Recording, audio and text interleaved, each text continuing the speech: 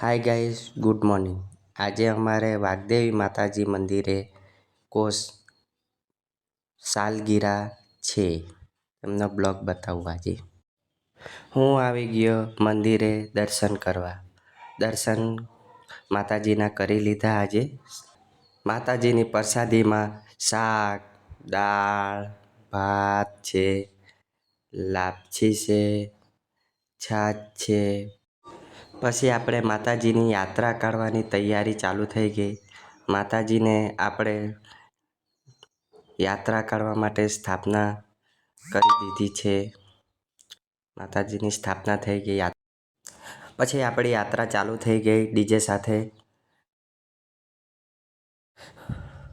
થોડાક રાસ ગરબા રમી લીધા યાત્રામાં.